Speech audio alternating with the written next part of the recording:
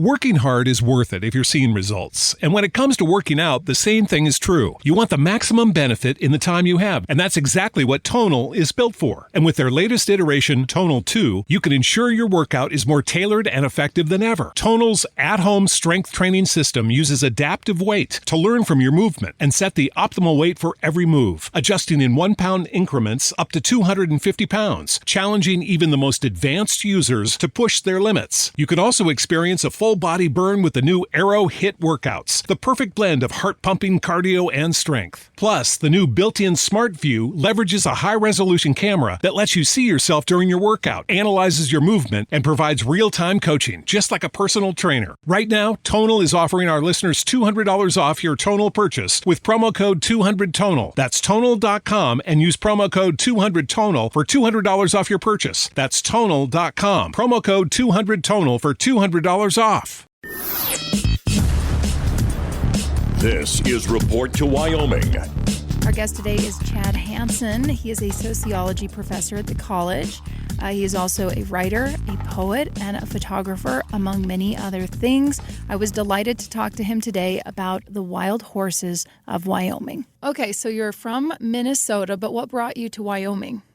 My wife and I moved to Casper in 2001, so we've been here for a solid couple of decades, and we mostly moved. Where were you before that? Before that, I had taught at a college in Wisconsin for about 4 years. I lived in Arizona for a long time. I went to school in Flagstaff at Northern Arizona University, and then in Tucson at the U of A, University of Arizona. So I was in Arizona for about a decade. Okay, and it sounds like your wife was not a Casper girl. She is not. She was originally from California, and she and I met. Oh, okay. So when did your interest in wild horses really take off? My interest in wild horses started in about the year 2012. I had lived in Casper in Wyoming for about a decade before I even knew that we had wild horses. Turns out that I've been seeing them on drives and on the sides of roads, but I didn't know that that's what they were. It wasn't until about 2012 that I discovered that Wyoming is home to several areas where wild horses live on public land. Okay. I remember my first time seeing wild horses was when I was a kid, or knowing that they were wild horses, I should say, driving to Rock Springs. I'm from Southwest Wyoming, so that was our closest Walmart. We'd make the 2-hour trip south, and that's the first time that someone pointed out, hey, those horses are wild. And once you know that, you can start to see there are markers, right? Tangled hair sometimes. The hooves aren't as groomed. They have distinctions, right? They do. You're right. Nobody's out there grooming these horses. They get long manes. They get what appear to be dreadlocks. They get gnarls, and their manes get covered with burrs and sage. And I happen to like it. I think wilder the better. It is very cool. I agree. What can you tell us about the history that you've learned about how these animals got to Wyoming?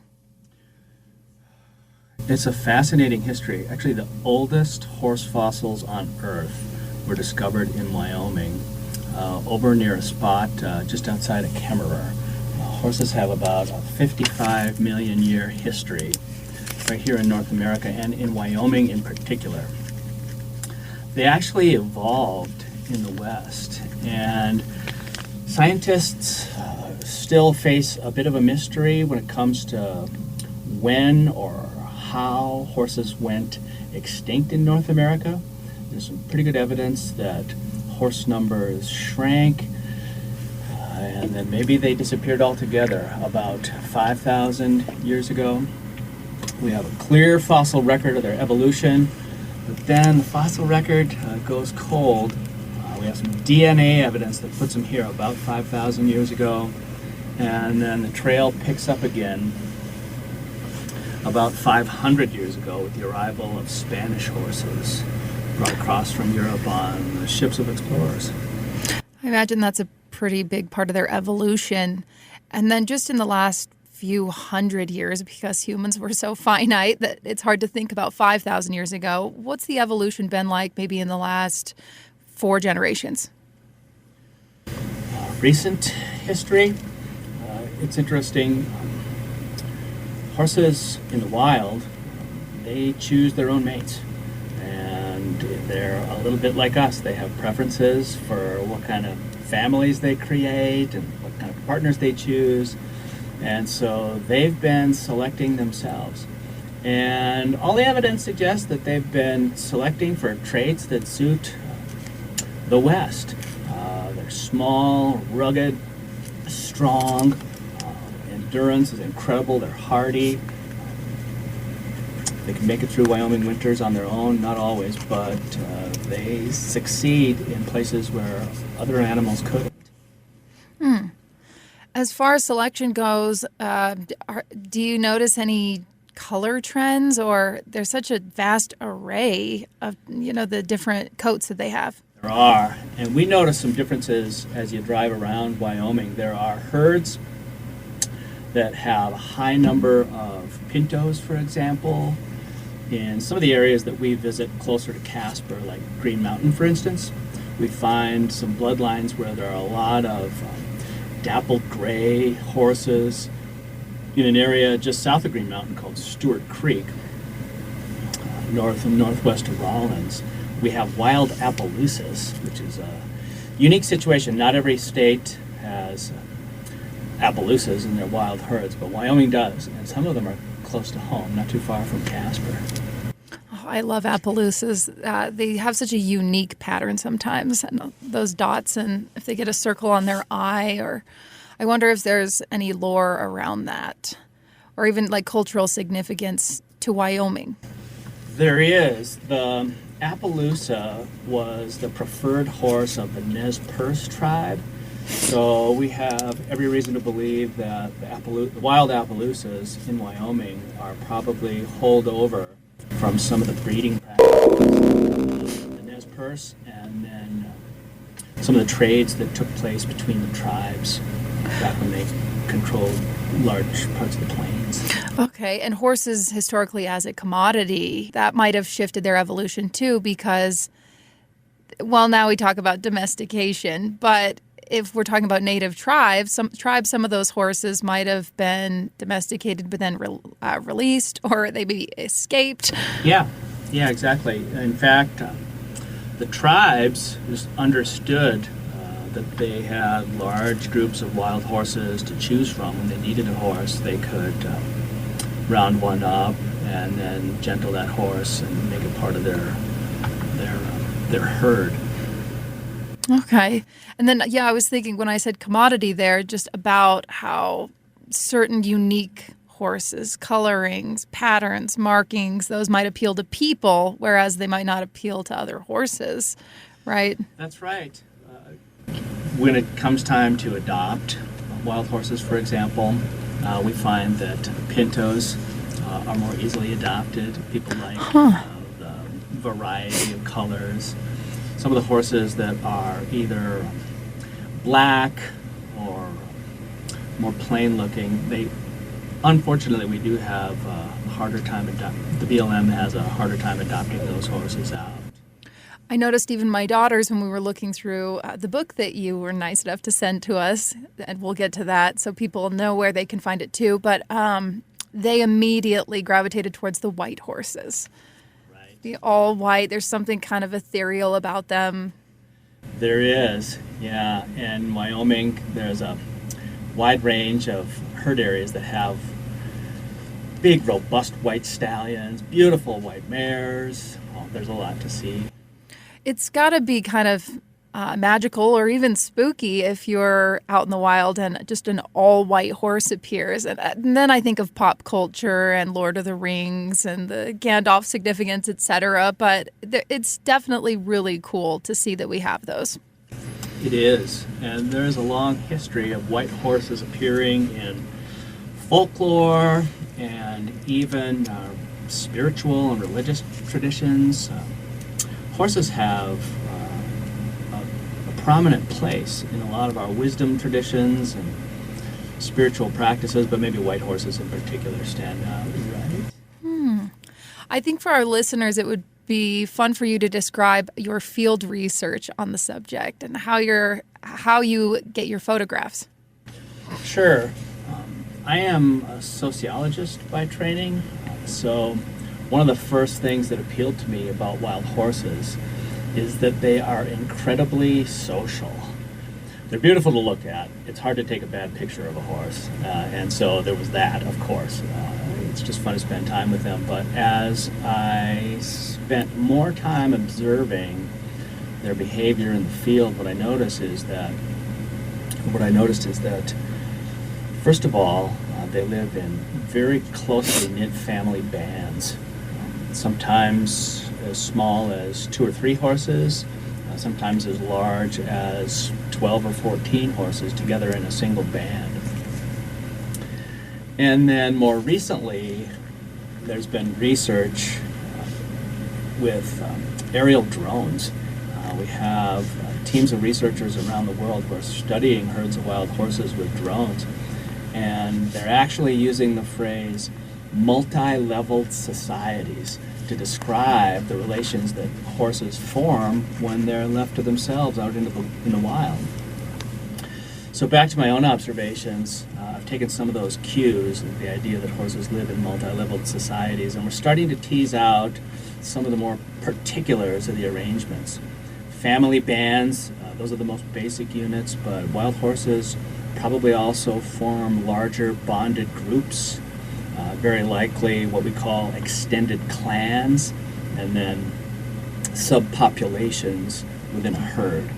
So there's all kinds of varying degrees of social networks and social relations that they form out on the range. And as a social scientist, that's exciting to me. It's the social aspect of horse life that keeps me out there on the range. Are horses monogamous?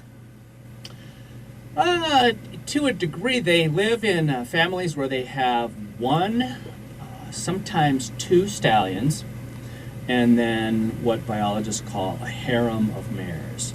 So anywhere between 1 and a dozen or even more mares per family.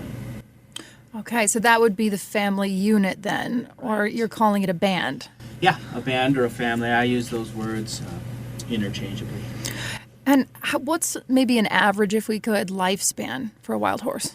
In the wild, an old wild horse would be 20. Okay, that's pretty good. It's good. Yeah, domestic horses can live longer than that, but on the range, on their own, if a horse lives to be 20, that would be old age. What kind of natural deaths do these horses have? Oh, they succumb to a lot of forces. Winters are tough on wild horses. They don't always survive tough winters. The winter of the late winter and spring of 2023 was especially tough on some of our horse herds. If listeners remember, that's when we had multiple snowstorms, one after the other, in the late part of the year. So the weather is sometimes tough on horses. In some herd areas, mountain lions prey on wild horses, foals in particular. And we've seen evidence where adult horses have survived lion attacks, and it's obvious because of the scars that they bear, mostly on their hindquarters. And wild stallions in particular sometimes injure one another during skirmishes. And injuries that result when stallions fight can sometimes cost a wild horse their life. They're obviously not as prominent as our deer and other game. And I just say that because you don't ever hear people hitting a wild horse. I'm sure it happens, but it's not like people, if you live in Wyoming long enough, you definitely know somebody who's hit a deer, right? Yeah, wild horses only live in 16 places in Wyoming. So their territory it's not as vast as you find with other species. Antelope count the whole state of Wyoming as their habitat, but wild horse habitat is pretty limited to select areas. And when you do come across them, it's nearly always on dirt roads, sometimes 2 tracks. So they aren't the same kind of threat that you find on a highway where you might encounter a mule deer or an antelope. Okay. Oh, and then before we move on, I just thought it was interesting. The last time we chatted, you talked about how during your summers, I believe, that's when you camp out and you take a lot of your pictures. And I just thought that was really cool. How many summers have you spent doing this? Well, let me count. We started in 2012, so we're a good solid dozen summers in. And it's him and his wife, right? Just going and camping. My wife, Linda, and I. We have a canvas teepee that we pitch out on the range. It's manufactured right here in Casper by a great outfit called Kistler Tent and Awning. It's about 9 foot tall and about 9 foot square at the bottom, so we have plenty of room for 2 cots and then all our other camping gear. We pitch our teepee usually in places where we know we can expect to find wild horses, and it's a great way to wake up in the morning. There's been a lot of occasions where we step out of the tent, sit down in our chair next to our camp table, have a cup of coffee, and watch wild horses, even if it's through binoculars. It's a good way to start your day. I'm sure you see a lot of other wildlife as well. We do. Yeah, in the Red Desert where we watch horses, there's a resident herd of elk. There are antelope. We see raptors. We've found badgers, big jackrabbits. It's a lot of fun. There's a lot to see. And is it always Wyoming, or do you travel around? We love Wyoming, and most of our travels and camping trips are within the state, but my wife and I also visit Nevada to see both their wild horses and their wild burros. We also travel to Arizona sometimes. Arizona probably has more wild donkeys than any other state, and there's very few things that I like as well as wild horses, but wild donkeys are right there in the same category. Fun to watch. We've got plenty of time, so I do want to ask about that. What's the difference between a burro and a donkey? I use those two terms as I see them as one and the same. Okay. Talking about the same species. All right, and a donkey. I used to have a very ornery donkey named Evie growing up. By the way, her original name was Nancy, but that's my mother's name, so we changed it. Donkeys are a combination of a horse and a mule, right? Nope. A mule is a combination of a horse and a donkey. Oh, that's okay. Such a fun picture. Like, how does that work? And then the mules are sterile. That's correct. Yeah. When a horse and a donkey have a foal, that foal is unable to reproduce. But you do see mules in the wild as well, right? Not as often. Yeah, a mule in the wild would be a pretty rare occurrence. And because they don't reproduce, it would have to be a situation where maybe a mule was turned out onto public land. Oh, gotcha. But that's not too common. Mostly in the herds that we visit, you find either populations of wild burros or, in the case of the Wyoming herds, all we have in here in Wyoming are wild horses. We don't actually have any populations of wild donkeys here. Okay, that makes sense. And then I wonder, just spitballing, it would probably be very rare for a horse and a donkey to naturally mate.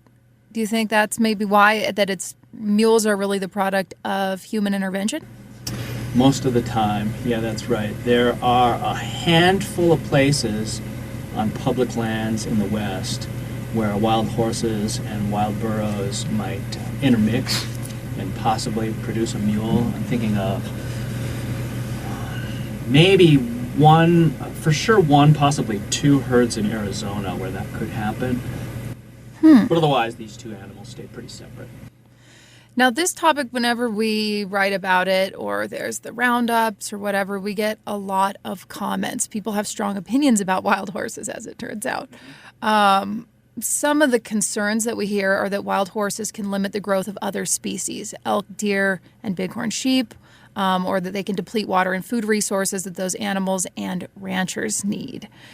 Have you thought about any counter-arguments to those or solutions, if you have any, when it comes to wild horses?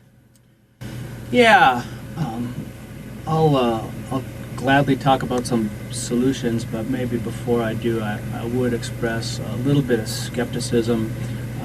I know that There are limited resources on the range, but I already mentioned that wild horses are actually limited when it comes to where they can even live. So we're actually talking about pretty small parts of Wyoming to begin with. And I think some of the competition between wild horses and other species is maybe overstated.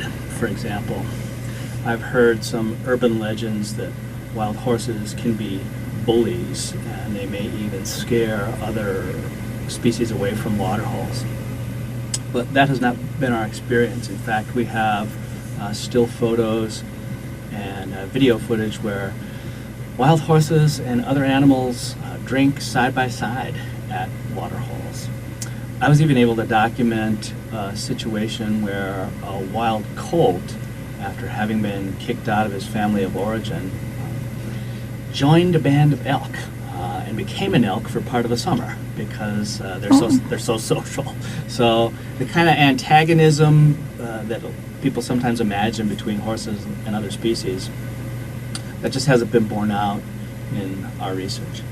That said, there is a limited amount of space and a limited amount of resources on public land. So my wife and I created a nonprofit called the Wyoming Mustang Institute, and in part we created the organization to help advocate for humane, effective, and affordable fertility control for wild horses, in particular wild mares. And the Bureau of Land Management has done a really good job in some of the herds darting wild mares to limit the number of foals that are born in spring.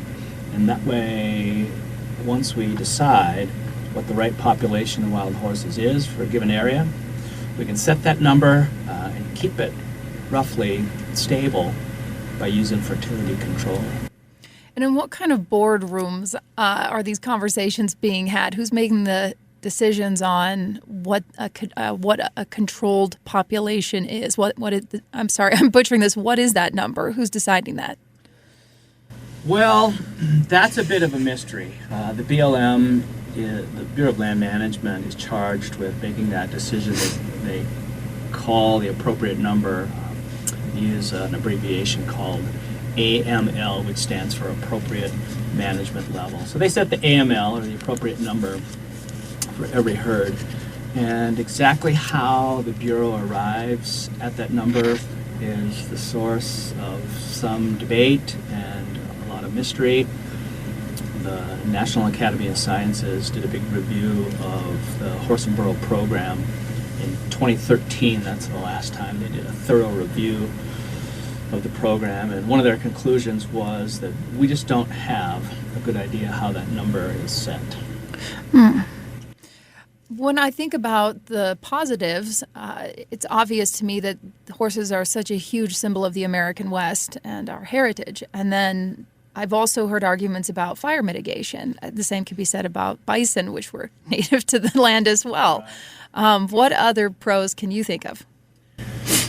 On my end, I'm a social scientist, so I think a lot about the impact of wild horses on people. I teach a class, for example, called the Wild Horse Experience, and it involves a couple days of discussion on the Casper College campus, and then we have a field trip that we take.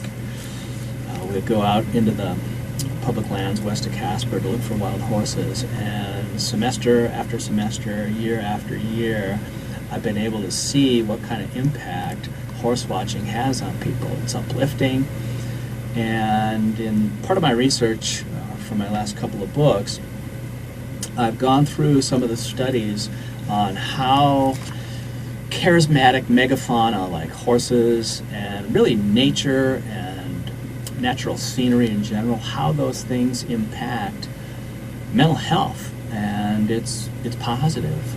There's all kinds of reasons for people to get outside and to take advantage of some of the places and some of the wildlife that we have to see in Wyoming. Now, if somebody was on a camping trip and came across some wild horses, would you say it's advisable not to try to pet them? Or any other recommendations you have? Petting is out, 100%. No can do. Actually, there's pretty strict what we call wild horse etiquette. And as far as the Bureau of Land Management is concerned, you're really not supposed to approach wild horses at a distance any closer than about 300 feet. So with a good zoom lens on your camera, that still allows for some pretty incredible photography. But for the horse's sake, it's best to keep it a fair distance. And I think that really applies to all animals, but I always like to throw in a safety a little. There's a constant temptation, I know. It's tempting to want to pet them, but it's not advised. And petting horses is so normalized in our, because there are so many domestic horses that there might be the assumption there that that they are tame, when in fact, no. They're not.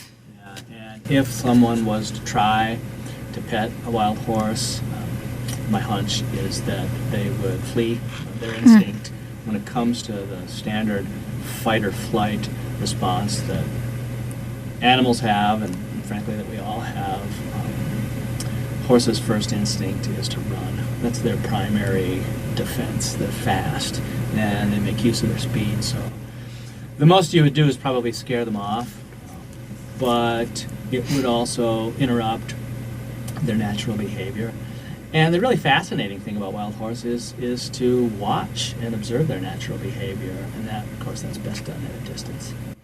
Now, with the remainder of our time, I want to talk about the books that you've put together. Is this your second book?